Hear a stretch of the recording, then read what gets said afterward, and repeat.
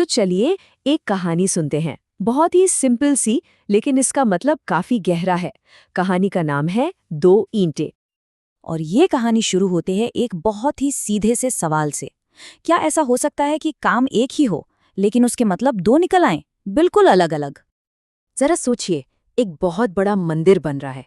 चारों तरफ काम करने की आवाजें आ रही हैं, धूल उड़ रही है और मजदूरों का पसीना बह रहा है। और यहीं इसी जगह पर हम देखते हैं कि कैसे एक ही काम को दो बिल्कुल अलग-अलग नजरियों से देखा जा सकता है। तभी क्या होता है, वहां से एक राहगीर गुजर रहा था। उसकी नजर एक मजदूर पर पड़ी जो पसीने में एकदम डूबा हुआ था, और उसने उससे बस एक छोटा सा सिंपल सा सवाल पूछ लिया। तो चलिए सबसे पहले उस पहले मजदूर की सोच पर गौर करते हैं।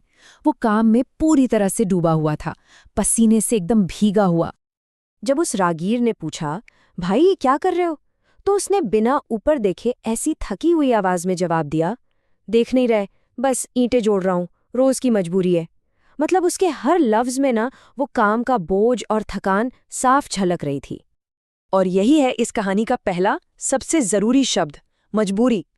यानी एक ऐसा काम जो दिल से नहीं, बिना किसी अंदरूनी ख्वाहिश के, बस एक जिम्मेदारी समझकर किया जा रहा हो।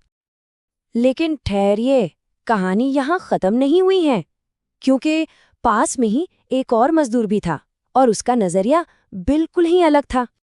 वही राहगीर, वही सवाल, लेकिन इस बार जवाब देने वाला कोई और था। पास में ही काम कर रहे एक और मजदूर से वही सवाल पूछा गया।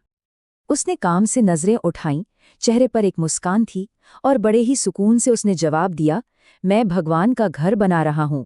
एक एक ईंट मेरे हाथों से नहीं, मेरे इरादों से जुड़ रही है। सोच के देखिए, दोनों जवाबों में जमीन आसमान का फर्क है। और यहाँ आता है कहानी का दूसरा और उतना ही जरूरी शब्द, इरादा। मतलब किसी काम के पीछे की सोच, उसका बड़ा मकसद, वो विजन जो किसी को प्रेरित करता है। तो चलिए अब इस सोच के फर्क को थोड़ा और गहराई से समझते हैं। ये सिर्फ शब्दों का खेल नहीं था, ये तो पूरे माइंडसेट का, पूरी मानसिकता का फर्क था। ये बात समझना बहुत बहुत जरूरी है। काम बिल्कुल एक जैसा था, ईंट पर ईंट रखना, मेहनत में कोई कमी नहीं थी। फर्क सिर्फ यहाँ था, उनकी सोच में। जरा इस स्लाइड पर नजर डालिए, ये इस फर्क को ना एकदम साफ दिखाती है। एक तरफ है पहला मजदूर, जिसके लिए काम क्या है, एक मजबूरी, उसकी नजर सिर्फ आज की दिहाड़ी पर है। और दूसरी तरफ है दूसरा मजदूर, उसके लिए वही काम एक मकसद है, एक इरादा, और वो इस काम के जरिए एक आने वाले कल का, एक भविष्य का निर्माण कर रहा है। तो इस छोटी सी लेकिन शक्तिशाली कहानी से आखिर हमें सीख क्या मिलती है, इसका असली सबक क्या है? सीख ये है कि असल में कोई भी काम अपने आप में छोटा या बड़ा नहीं होता। उसे बड़ा या छोटा बनाती है हमारी अपनी सोच। हमारा नजरिया ही उस काम को एक नया मतलब देता है।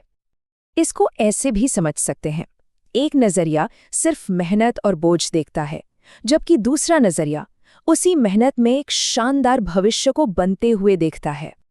तो अगली बार जब भी कोई काम किया जाए, चाहे वो कितना ही छोटा हो या बड़ा, खुद से ये सवाल जरूर पूछना चाहिए, इस मेहनत के पीछे मेरा इरादा क्या है? क्योंकि आखिर में वही इरादा उस काम को असली मतलब देगा।